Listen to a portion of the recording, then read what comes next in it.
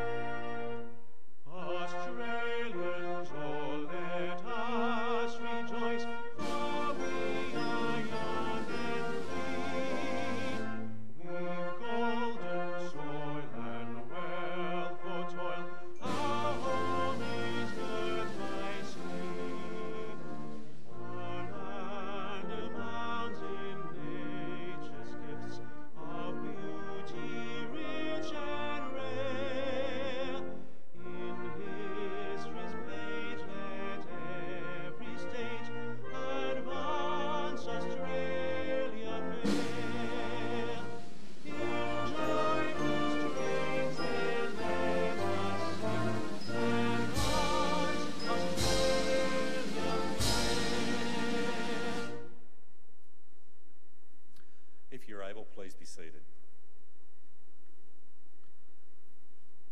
The Australian War Memorial was the vision of Charles Bean, Australia's First World War official historian. Bean landed with the Australian troops on Gallipoli and stayed with them at the front through to the end of the war. The idea of this national memorial and museum came to him at Pozières, France, in the depths of the bloody fighting of 1916. Bean's idea was that this would be a place where families and friends could mourn loved ones buried in faraway places. It would also be a place that could help all Australians understand what these men and women had endured and what they had done for us. Bean's vision, to which we remain true, is best expressed as inscribed in the entrance to the memorial's galleries. Here is their spirit in the heart of the land they loved, and here we guard the record which they themselves made. Tonight we'll read the story behind just one of those on the Roll of Honour, which lists the names of more than 102,000 men and women who have given their lives for us in war and operations for more than a century. But first we present a lament, Flowers of the Forest. Wreaths and floral tributes will now be laid at the base of the Pool of Reflection.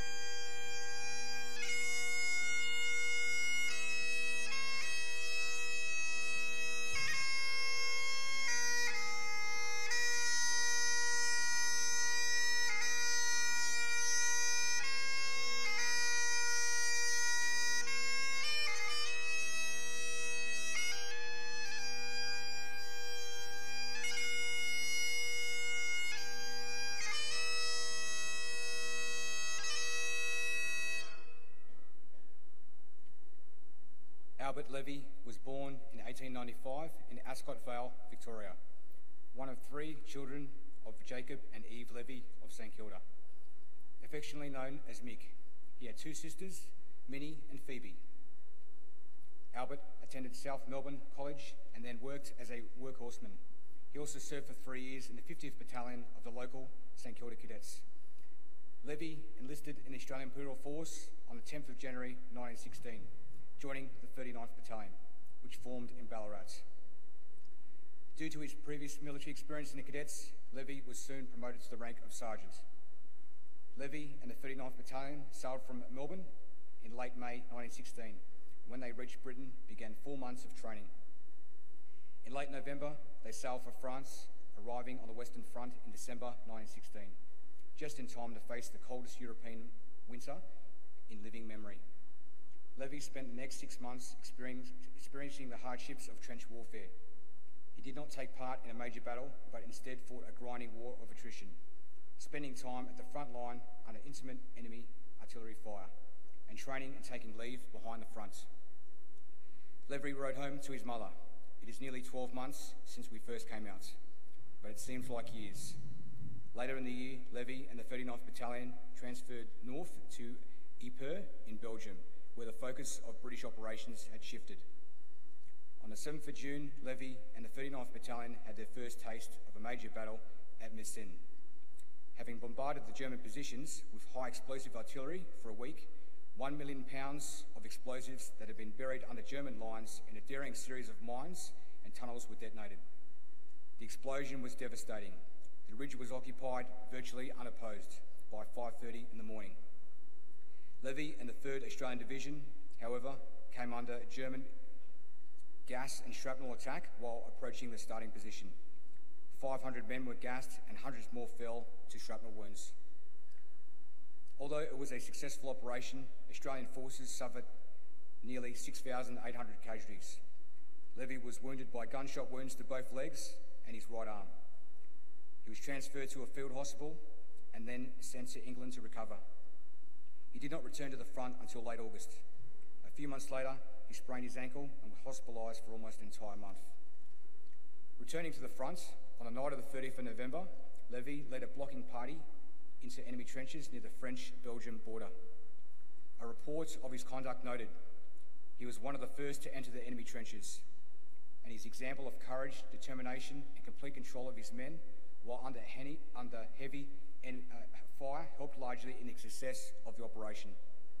He was also one of the last to leave the enemy trenches and assisted in bringing in of the wounded.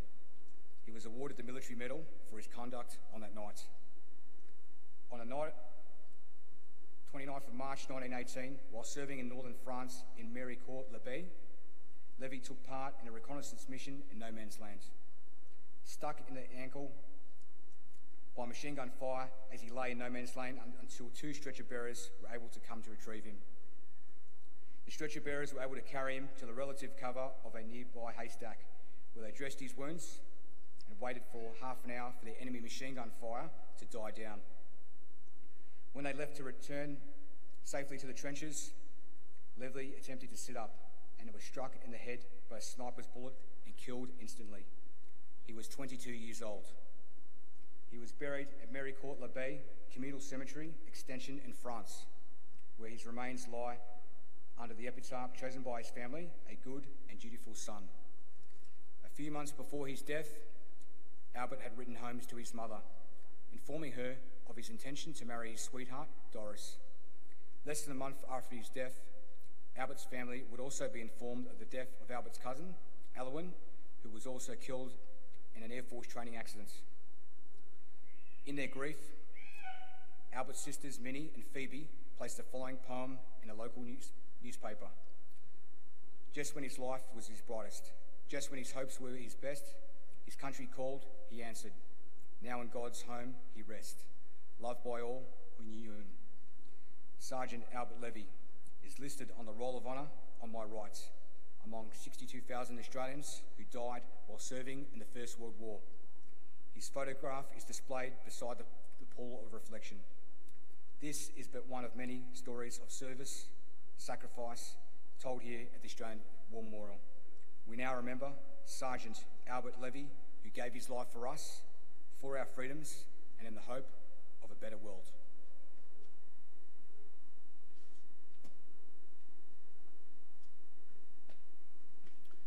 Please stand for the reading of the ode and the sounding of the last post.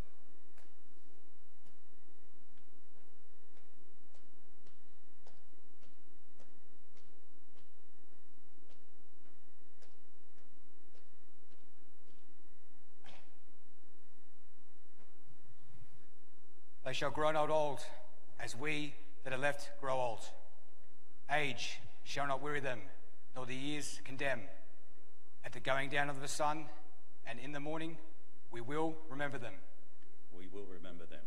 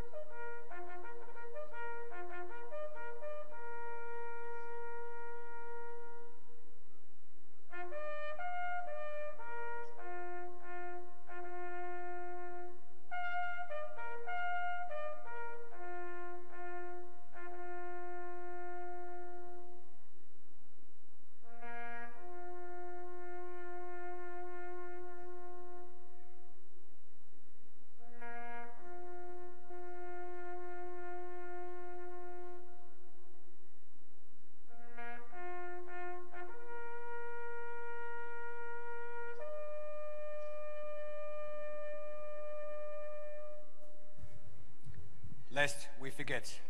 Lest we forget.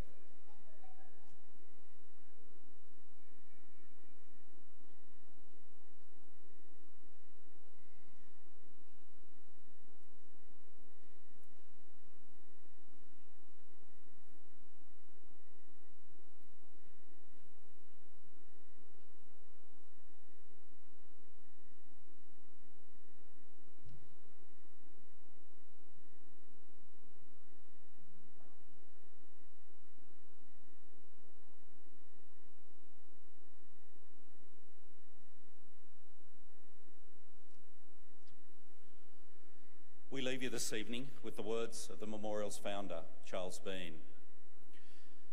Many a man lying out there at Poziere or in the low scrub at Gallipoli, with his poor, tired senses barely working through the fever of his brain, has thought in his last moments, well, it's over. But in Australia, they will be proud of this. Ladies and gentlemen, girls and boys, that concludes this evening's last post ceremony. We thank you for visiting the Australian War Memorial and wish you all a very pleasant evening. Thank you.